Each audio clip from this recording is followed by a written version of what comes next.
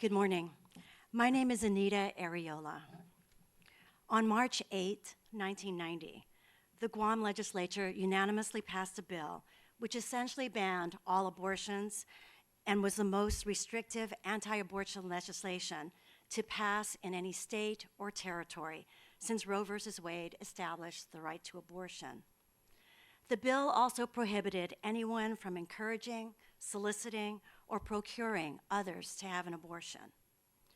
Just prior to the legislative debate on the bill, the Archbishop in Guam threatened to excommunicate any Catholic member of the legislature who voted against the bill. The Guam bill set off a firestorm of controversy in and out of Guam. The governor of Guam had 10 days to veto or sign the bill. I knew that I needed to do something, but I needed help.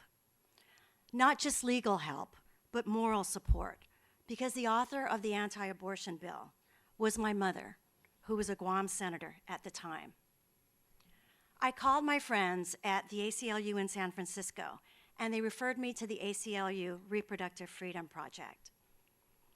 Janet took my call, and within a few hours, she agreed to come to Guam to urge the governor to veto the bill.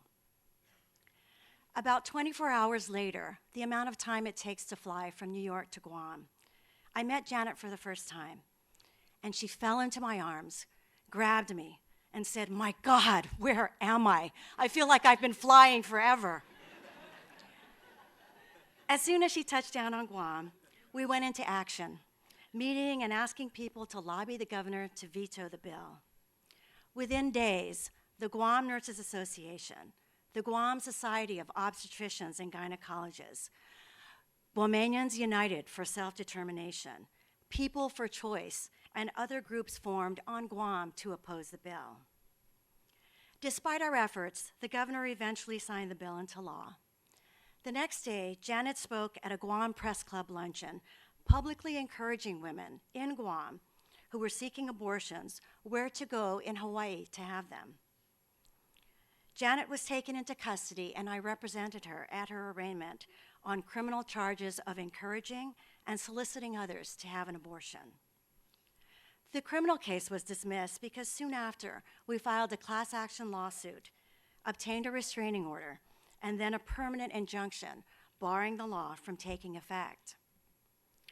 There was one point when, after spending all-nighters in my office, Janet went missing. We looked everywhere for her, but we couldn't find her. I went into my office, and there, curled tightly into a ball and fast asleep, was Janet on the floor under my desk. At long last, jet lag and sleep deprivation had caught up with her. Janet became my lifelong friend. For the next 20-some years, we tried to meet as often as we could. Maya Angelou said, "I've learned that people will forget what you said, people will forget what you did, but people will never forget how you made them feel." I truly loved being with Janet. I loved her mind, I loved her heart, I loved her spirit. Everywhere we traveled, she avoided the popular tourist sites. She usually wanted to explore hidden, out-of-the-way places. Once we drove miles out of the way to see a temple in Uluwatu in Bali. And even though I've traveled to Hawaii many times, we snorkeled for an hour to reach a bird sanctuary island off Oahu that I had never heard of. And we hiked for miles, looking for a little-known secluded waterfall in Ponape. Just when we thought we were lost, we ran into some Ponapean children who didn't speak English. I want you to try to imagine Janet pantomiming a waterfall and asking for directions. Waterfall? Whoosh, whoosh. Swim? She was hilarious. She was wonderful. She was a true and loyal friend. In the past several years, we did not see each other as much, but we had a tradition of sending each other small gifts from our travels.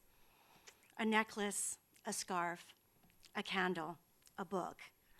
They were our way of saying to each other, "I miss you. I'm thinking of you."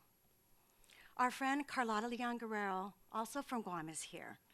The three of us started our journey in Guam many years ago, and we thought it only fitting to come here to say goodbye. Janet, my dear friend, adios. Este kio mali'i tatlo, until we meet again. Thank you.